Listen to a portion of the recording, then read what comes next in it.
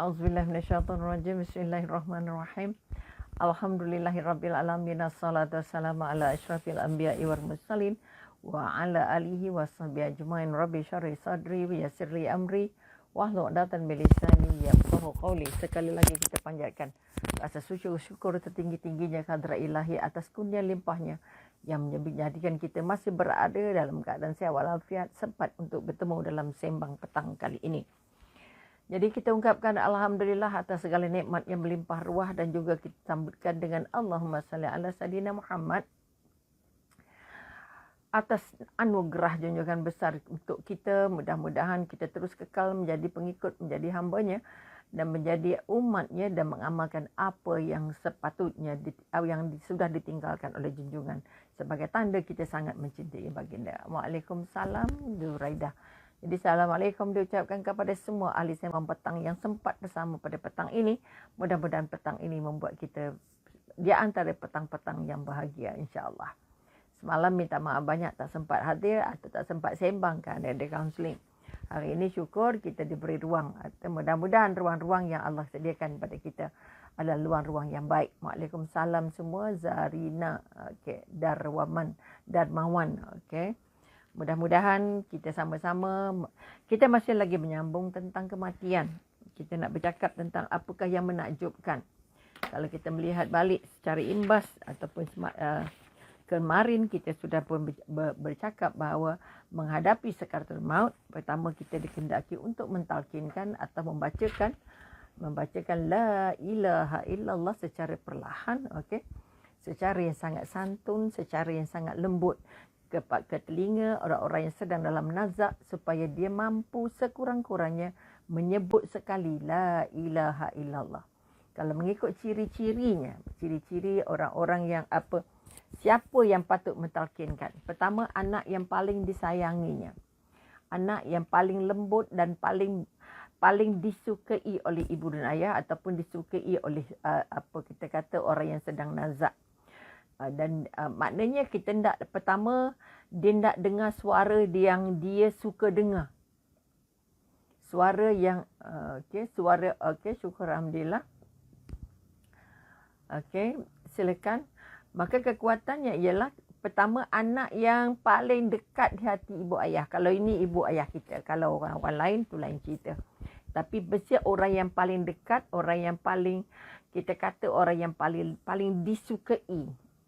Kita kalau sebagai mak ayah, kita dapat lihat siapa agaknya yang mak ayah kita banyak minta tolong, yang mak kita banyak bercerita masalah dia, banyak bercakap tentang apa dia nak buat, ke mana dia nak pergi, dia nak makan apa.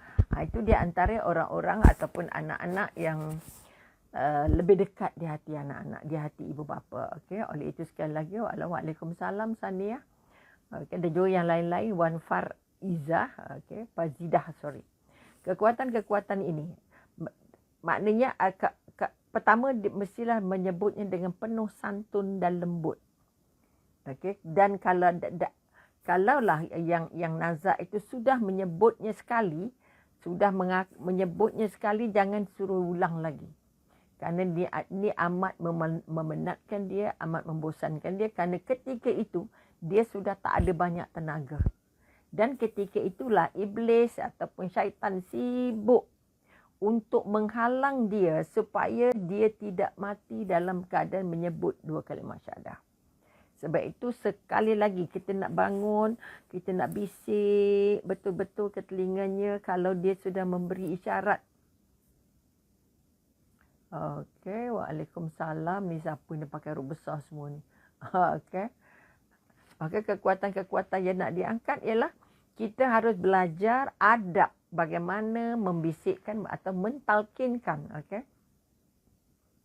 Salat dan salam ke atas junjungan besar Nabi Muhammad serta keluarga baginda dan para sahabat-sahabat baginda sallallahu alaihi wasallam. Syukur alhamdulillah. Okay? Maka kekuatan, waalaikumsalam Umi Salamah. Okay? Alhamdulillah. Kekuatan-kekuatan bukan semua anak, bukan semua yang, terutamanya suara-suara yang tidak begitu digemari.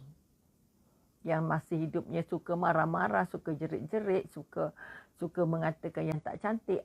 Mak-mak kita ataupun biasanya kalau pada lebih senang cerita pada mak lah, ayah kita dinda anak yang paling dekat dengan dia, yang paling banyak disuruh, yang paling banyak ditanya, yang paling banyak dia bercerita, yang paling banyak dia minta. Ini di antara petanda-petanda bahawa itu antara orang yang dekat dengan dia.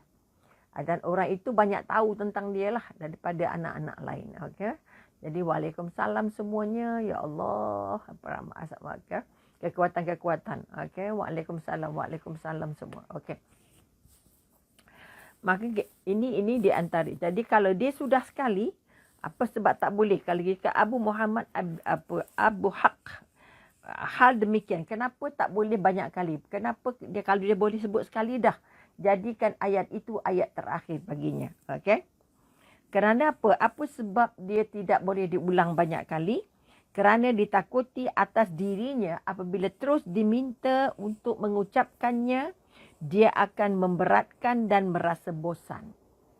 Pertama, dia rasa berat sangat nak sebut. Kalau dia boleh sebut sekali tu okey dah tu. Okey, dah sebut la ilaha illallah. Dah tak payah lawan bercakap lagi. Biar itu jadi ayat terakhirnya. Okay. Apa sebab? Kerana ketika itu dia sangat lemah dan dia takut dan sangat memberatkan dia. Sangat memberatkan orang yang sedang nazak, dan akhirnya syaitan akan membuatnya susah untuk menyebutkannya. Jadi akhirnya kita bimbang, takut apa terjadi? Takut akhirnya yang nazak mati dalam su'ul khotimah. Tidak mampu menyebut 2 kalimah syahadah. Okay, tak payah minta ulang banyak kali. Okay? Ini peringatan kita sebagai anak atau kita sebagai orang terdekat misalnya dalam keadaan nazak, orang yang dalam keadaan nazak, kita harus tahu dan mampu untuk melakukan apa yang pertolongan yang paling diperlukan oleh anak-anak, oleh orang yang sedang nazak. Okey. Maka kita nak tengok saat-saat yang macam mana, saat yang menegangkan, apa terjadi. Okey, kita sudah menerangkan. Al-Qurtubi sekali lagi berkata dalam hadis menyatakan bahawa apabila kematian orang mukmin sudah dekat, dah dekat-dekat sangat nak mati, kita kata ada 4 orang malaikat akan hadir. Okey. Ada 4 malaikat akan turun kepadanya. Turun kepada orang yang sedang nazak tadi, 4 orang malaikat. Okey. Satu malaikat menarik jiwanya atau menarik rohnya dari kaki kanannya. Okey, dari kaki kanannya. Satu malaikat menarik dari kaki kirinya. Menarik roh dari kaki kirinya. Dan satu malaikat lagi menarik dari tangan kanannya. Dan satu lagi menarik dari tangan kirinya. Jiwa itu mengalir atau roh itu mengalir seperti titisan air. Titisan air ditarik oleh 4 malaikat itu dari hujung bahagian tubuh dan pangkal-pangkal jari jemari. Jadi roh itu akan keluar seperti air menitis. Itu bagi orang mukmin. Okey. Bagi orang kafir, roh itu keluar seperti air pada bulu. Kalau kita kata kalau ada kain bulu, maka kita kata dia nak turun tu payah sikit. Itu sebagai satu penjelasan bahawa cara roh keluar juga berbeza di antara orang yang beriman dan orang-orang yang tidak beriman. Okey. Kemudian mari kita tengok apa yang menakjubkan. Ibnu Mubarak, dan juga Ibnu Mandah meriwayatkan dari Muhammad bin Ka'ab bin Al-Quradi, dia berkata, apabila jiwa seseorang hamba mukmin telah di mulutnya, rohnya dah sampai ke mulut. Jiwa, roh sama, sampai ke mulut dan hendak keluar, nak keluar dari mulut, maka datanglah malaikat maut. Datanglah malaikat maut kepadanya dan mengatakan, artinya malaikat maut buat kerja yang paling last. Kerja nak keluarkan roh tu pertamanya dilakukan oleh 4 malaikat tadi. Okey. Bila roh tu dah sampai nak habis dah sampai ke mulut dah. Okey. Maka malaikat maut akan sampai mengatakan salamun alaikum. Salamun alaikum, kedamaian bagimu. Dia bagi salam kat orang yang nazak, okey. Wahai wali Allah. Ini kalau orang beriman. Wahai wali Allah. Allah menyampaikan salam kepadanya. Allah menyampaikan salam kepadamu. Maka kalau roh orang beriman yang meninggal, maka dia akan dengar malaikat maut bagi salam pada dia untuk menyampaikan salam daripada Allah untuknya. Okey. Kemudian malaikat maut mencabut jiwanya dengan ayat berikut. Maknanya santun sangat. Okey. Okey, maknanya kita kata iaitu orang-orang yang diwafatkan, dimatikan dalam keadaan baik, okey, oleh para malaikat dengan mengatakan kepada mereka salamun alaikum, kedamaian bagimu. Ini tercatat dalam surah An-Nahl ayat 32. Ya, An-Nahl ayat 32. Okey. An-Nahl berada An-Nahli, insya-Allah. Kemudian kita melihat daripada Abu Musa Asy'ari, okay, dia berkata, roh seorang mukmin keluar lebih wangi dari bau kasturi. Roh orang mukmin keluar dari tubuhnya lebih wangi dari bau kasturi. Artinya wangi. Para malaikat yang mematikannya membawanya naik ke langit. Mereka bertemu dengan para malaikat yang ada di langit dan ditegur, disapa. Siapakah yang bersamamu? Mereka menjawab sipolan-sipolan, disebutlah namanya, dan mereka menyebutkan amalan kebaikannya, amalan-amalan terbaiknya. Maka para malaikat berkata, semoga Allah memberi kesejahteraan kepada kalian dan juga memberi kesejahteraan kepada orang yang bersama kalian. Makna roh tadi dibawa. Okay? Lalu terbukalah pintu-pintu langit baginya. Selanjutnya dia dibawa lewat pintu yang dilalui oleh amal perbuatannya. Dalam amal perbuatan kita sepanjang kita hidup ada menempa pintu-pintu tertentu. Selanjutnya dia dibawa lewat pintu yang dilalui oleh amal perbuatannya. Wajahnya berseri-seri. Dia menghadap Allah dengan wajah yang bercahaya-cahaya seperti bak matahari. Artinya dia berada dalam keadaan sangat ceria. Okey, ini kekuatan-kekuatan yang kita nak angkat. Mudah-mudahan kita terus tergolong pada orang-orang yang beriman. Okey. Kemudian daripada Abdullah bin Amr radhiyallahu dia berkata, apabila Allah mematikan seorang hamba mukmin, okey, maka Allah mengutus 2 malaikat. Tadi dia kata 4 nak cabut roh. Sekarang dia katakan daripada Abdullah bin Amr, dia berkata apabila Allah mematikan seorang hamba mukmin, maka Allah mengutuskan 2 malaikat kepadanya dengan bawa apa? Perca kain dan wangi-wangian dari syurga. Keduanya berkata, wahai roh yang suci. Ini orang mukmin ni yang kita katakan menakjubkan tadi ni. Wahai roh yang suci. Roh orang mukmin ni suci. Okey, ini kekuatan. Keluarlah menuju ketenteraman. Keluarlah menuju ketenteraman, rezeki dan Tuhan yang tidak marah. Ini pesanan malaikat. Keluarlah sebaik-baik hal yang kamu kerjakan. Roh itu keluar seperti bau kasturi terharum yang tercium hidung salah seorang dari kalian. Artinya kita kata malaikat yang bawa rohnya sangat-sangat harum. Maka kekuatan yang kita nak angkat apa? Belajarlah untuk terus jadi orang mukmin yang benar-benar diredai Allah. Jangan mengaku mukmin tapi perbuatannya tidak menunjukkan dia orang mukmin. Ini yang kita paling takut. Di penjuru langit, para malaikat berkata, Maha suci Allah, telah datang dari bumi roh suci. Ini bagaimana gambaran roh orang mukmin, sehingga tiada pintu yang hendak dilewati. Semua pintu-pintu 7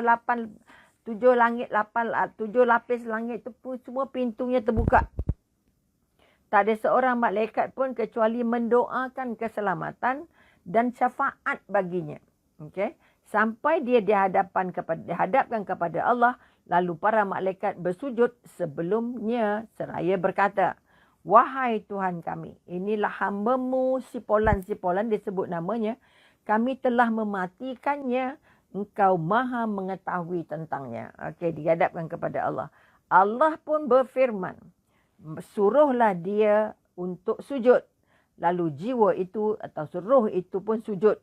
Kemudian Mikail dipanggil dan dikatakan kepadanya, letakkan jiwa ini bersama jiwa-jiwa orang-orang mukmin. Ini tempat kita duduk, roh kita duduk sampai di hari kiamat. Okey?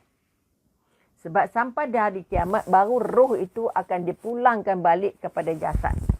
Dicipta balik jasad daripada tulang tongken yang tinggal dalam liang lahat. Allah hidupkan balik kita. Dan ketika itu barulah roh itu datang balik kepada kita untuk menjawab soalan-soalan ataupun untuk melalui apa yang namanya alam akhirat.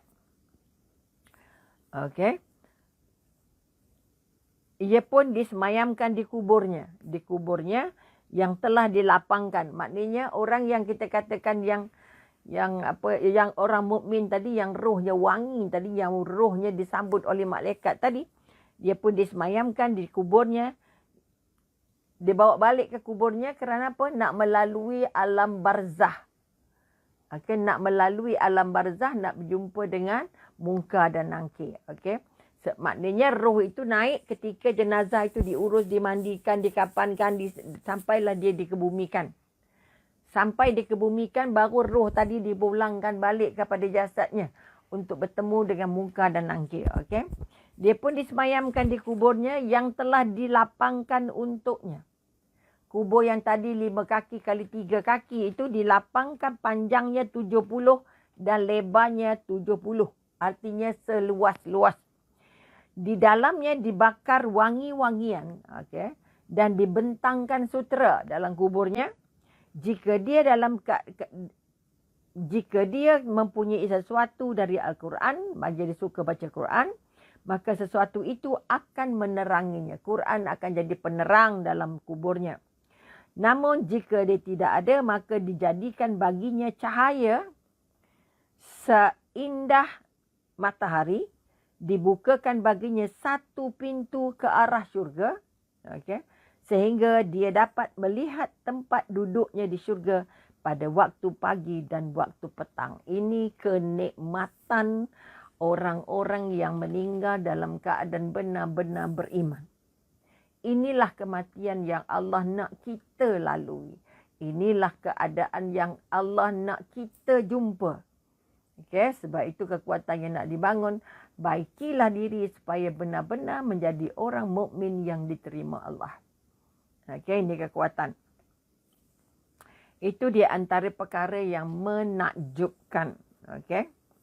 Kemudian kita pergi kepada tajuk apa bala-bala kematian.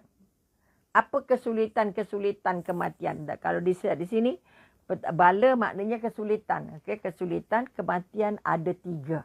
Apa bala kematian yang kita nak lalu? Pertama, yang dilalui oleh setiap kematian ialah saat ajal dicabut. Semalam kita dah bincang bukan semalam, kemarin.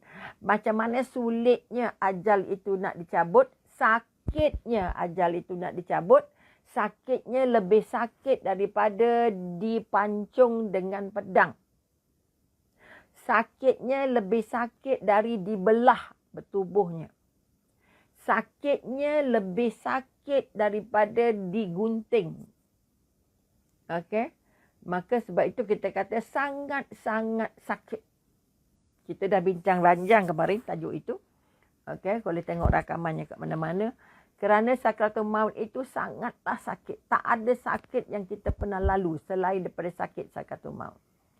Sakit seperti dibelah, sakit seperti kita katakan digunting-gunting, dan sakit seperti kita kata dipancung dengan pedang. Okey.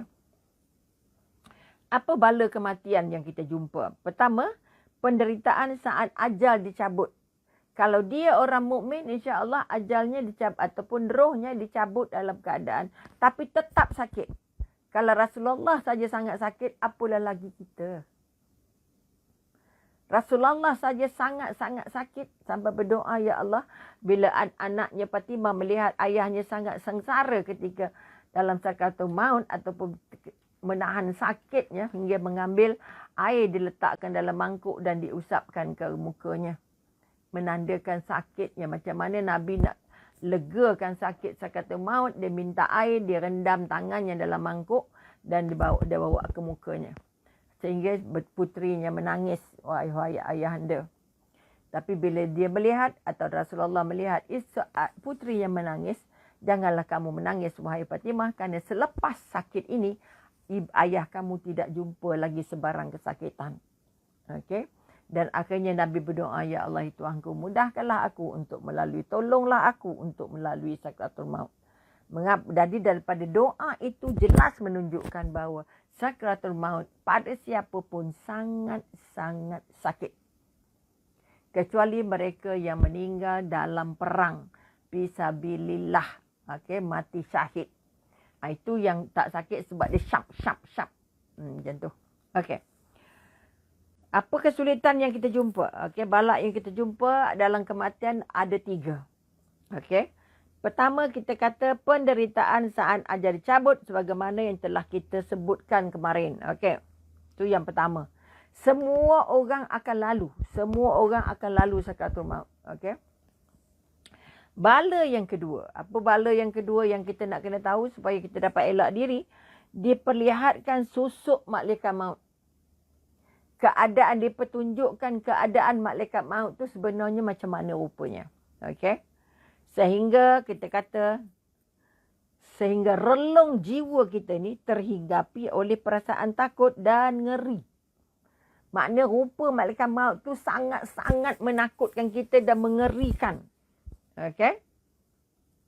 Sekiranya dia melihat susuk iaitu saat mencabut nyawa hamba yang berdosa adalah orang yang paling kekar sekalipun, tentu dia tidak tahan melihatnya. Maknanya ketika malaikat maut berada dalam keadaan yang sangat menakutkan, sangat buruk, sangat mengerikan, terutama ketika mencabut nyawa orang-orang tidak beriman ataupun orang kafir. Diriwayatkan oleh Ibrahim Khalilullah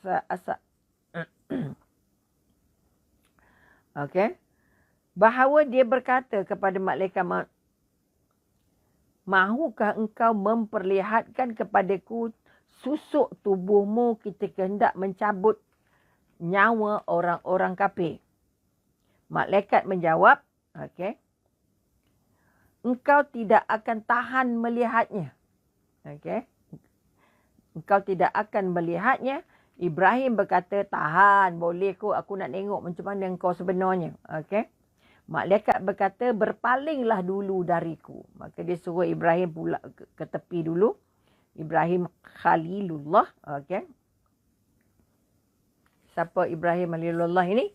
Itu pastinya lah Rasulullah, apa kita kata Nabi Ibrahim. Berpaling dulu dariku. Ibrahim pun berpaling. Okey. Kemudian menghadap lagi kepadanya. Mula berpaling, kemudian datang balik. Okey. Dan nampaklah dia seorang yang hitam. Malaikat maut tadi yang hitam, okay, yang sangat hitam. Okey. Yang terurai rambutnya. Tertiup angin. Artinya rambutnya dah berserabai. Okey. Berpakaian hitam. Okey, berpakaian hitam. Dari mulut dan tenggoroknya keluar jilatan api dan asap. Ini untuk orang-orang kafir. Sehingga Ibrahim AS jatuh sakit. Jatuh pingsan. Nabi Ibrahim tengok malaikat maut yang sebenar.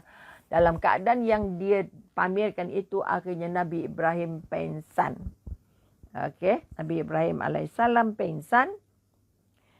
Kemudian setelah siuman, okay, dia siuman, tak kala malaikat maut telah kembali ke bentuk wujud asalnya, lalu berkata, wahai malaikat maut, sekiranya okey, orang-orang kafir tidak mendapat siksa atas kematiannya, okey, saat kematiannya, kecuali melihat susuk wajah yang menakutkan, ini sudah cukup. Artinya siksaan ataupun bala yang dilalui.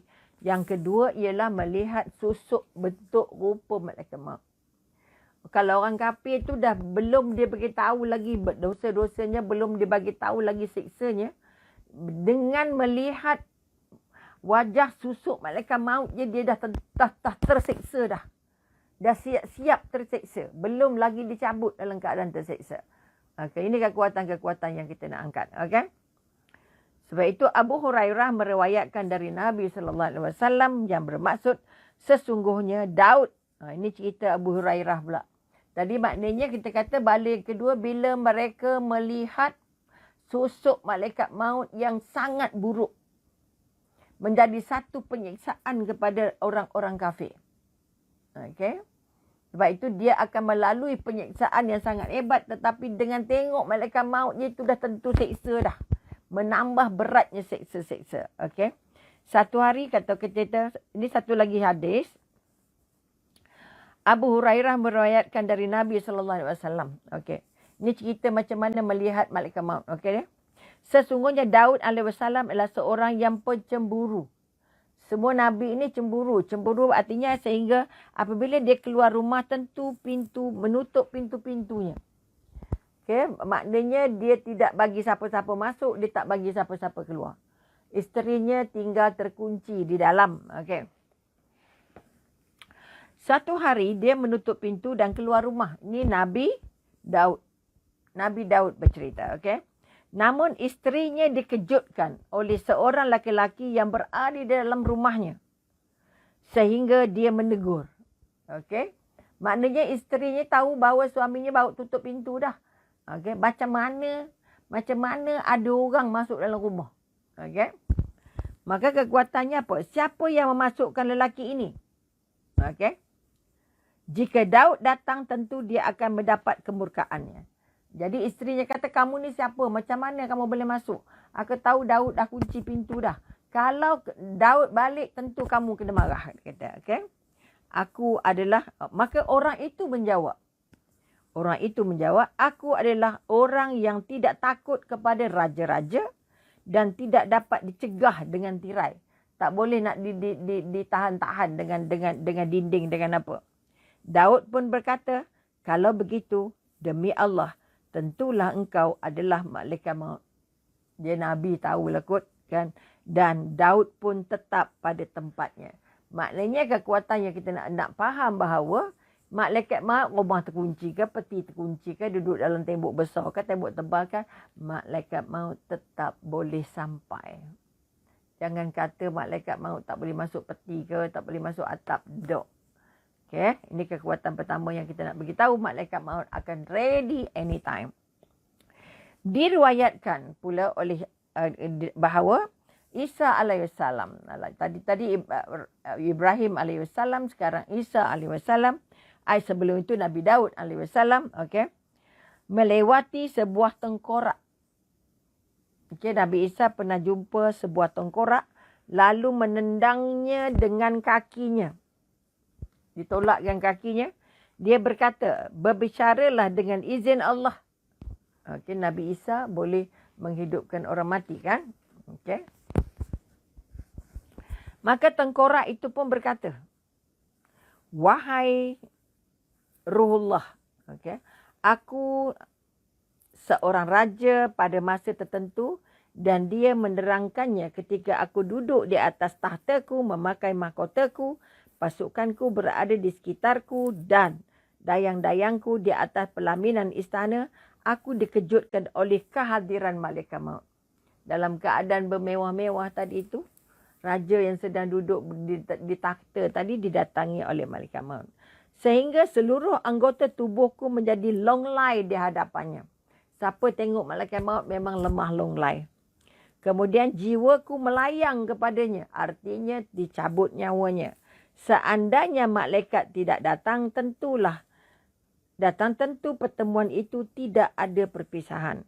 Seandainya tidak terjadi hal itu, tentulah kesenangan itu tidak berubah menjadi keterasingan. Dah jadi tengkorak tapi boleh bercakap dengan izin Allah. Tanya di Nabi Isa. Okay? Maka dalam keadaan senang-senang itu malaikat maut tinjau terus angkat nyawanya ataupun ambil rohnya. Itu kita katakan pada orang-orang yang taat. Bala ini dialami oleh pelaku-pelaku maksiat. Kalau pelaku-pelaku maksiat, dia balanya jadi macam mana? Tadi kita nampak malaikatnya, wanginya dan sebagainya. Pelaku-pelaku maksiat dihindarkan dari orang-orang yang taat. Okay? Para Nabi menceritakan sakratul maut saat ajal dicabut saja sudah berat. Ni orang bukan Islam ataupun kita kata pelaku maksiat.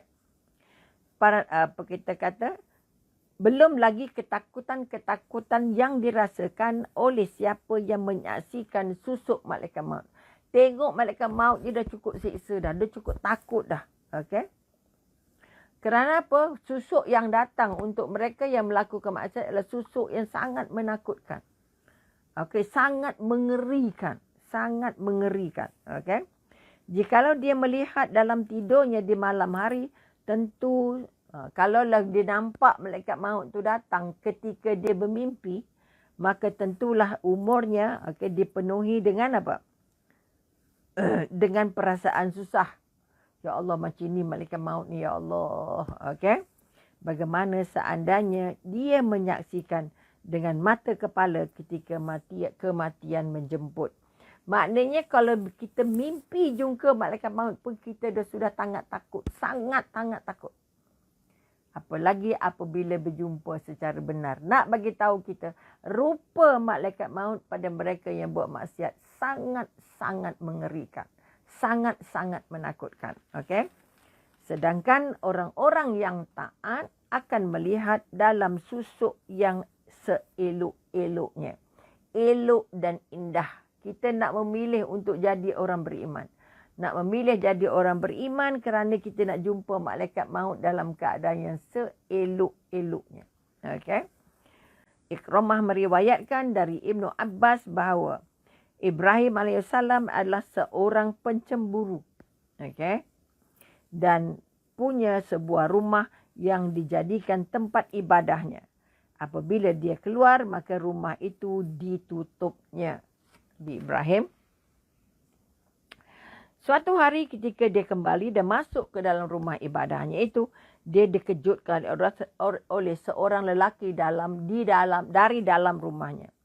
Dia menegur, okay? Siapa yang masukkan kamu ke dalam rumah? Masukkan kamu ke dalam rumahku. Orang itu menjawab, yang memasukkan ke sini adalah tuannya. Yang memasukkan aku ke sini adalah tuan yang punya aku. Okay? Ibrahim berkata, akulah tuannya. Nabi Ibrahim ingat tuan rumah. Okay? Orang itu menyampuk ataupun menerangkan, yang memasukkan aku ke sini adalah yang lebih berhak memiliki dibandingkan aku dan kamu. Maknanya pemilik kita ni.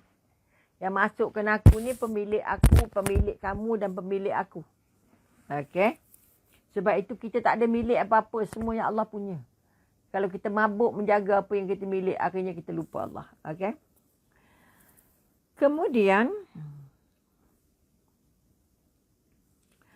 Nabi Ibrahim bertanya, apakah kamu ini termasuk malaikat? Orang itu menjawab, aku adalah malaikat maut. Nabi Ibrahim berkata, mahukah kamu memperlihatkan kepadaku susukmu, keadaanmu ketika mencabut jiwa orang beriman? Masa kamu mencabut jiwa orang kafir, kamu buruk sangat, takut sangat, mengerunkan. Kalau kamu, macam mana rupa kamu bila kamu sedang mencabut nyawa ataupun jiwa orang mukmin? Okay? Maka baiklah, katanya malaikat menjawab, baiklah kalau begitu berpalinglah dariku. Nabi Ibrahim berpaling, kemudian datang semula, nampaklah dia. Ibrahim pun berpaling lalu menghadap kepadanya lagi. Dan nampaklah dia seorang pemuda. Malaikat jadi seorang pemuda yang sangat ganteng, kata sangat handsome. Ibrahim menyebutnya seelok-elok wajahnya. Maknanya keelokan wajahnya sangatlah tampan. Keindahan bajunya sangatlah indah. Dan haruman-haruman yang dipakainya, baunya sangat-sangatlah menghiburkan. Nabi Ibrahim berkata, hai malaikat maut, Sekiranya seseorang yang beriman tidak mendapat pahala ketika mati, kecuali melihat susukmu yang indah ini, tentu sudah mencukupi. Artinya kata-kata kalau tak kita boleh nampak kesenangan yang kita dapat hasil daripada ibadah kita, jumpa yang kamu ni pun aku dah cukup senang hati dah. Aku dah lapang hati dah. Itu cerita bagaimana rupa malaikat maut ketika dia mencabut roh orang-orang mukmin. Okey. Termasuk dalam ini juga ialah diperlihatkan dua malaikat pengiring. Malaikat maut bawa dua pengiring. Iaitu Wahib berkata, telah sampai riwayat kepada kita bahawa tiadalah lagi si mayat itu mati sehingga nampak baginya dua malaikat pencatat amalnya. Ketika itu jugalah pencatat amal datang, Rakib dan Atid kita.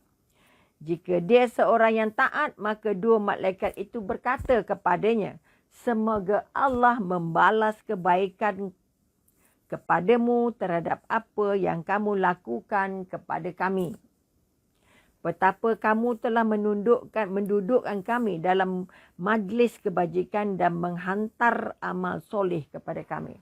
Maknanya Rakib dan Atid menjadi pencatat kepada semua semua gerak-geri hambanya. Maka Rakib dan Atid kata kami sudah sangat bahagia dengan apa yang kamu buat. Okey. Dan jika dia seorang yang maksiat, maka dua malaikat itu berkata kepadanya, semoga Allah tidak memberi satu kebaikan pun kepadamu. Okey. Ini kalau kita jumpa kepada pembuat maksiat. Okey. Semoga Allah tidak memberi satu kebaikan pun kepadamu atas apa yang kamu lakukan kepada kami. Okey. Betapa kamu telah mendudukkan kami dalam majlis keburukan, menghantarkan amal-amal buruk kepada kami, serta memperdengarkan perbualan nista kepada kami. Kerana itu, semoga Allah tidak memberi satu kebaikan kepadamu atas apa yang kamu lakukan kepada kami. Malaikat sengsara nak jadi pencatatnya. Okey. Okey, tanpa Allahu Akbar. Mudah-mudahan kita sampai di sini ni terlupa, ya Allah Tuhanku. Jadi kita sambung sikit lagi rupa malaikat ini. Dah azan, mudah-mudahan mendoakan semua kita berada terus dalam keadaan istiqamah untuk meneliti diri supaya terus menjadi orang-orang yang benar-benar beriman dan imannya yang benar-benar diterima oleh Allah. Jadi sekali lagi ampun dan maaf, mudah-mudahan kita diberi kekuatan untuk menyambung lagi. Sekian, wabillahi taufiq wal hidayah. Wassalamualaikum warahmatullahi taala wabarakatuh. Jumpa lagi insya-Allah.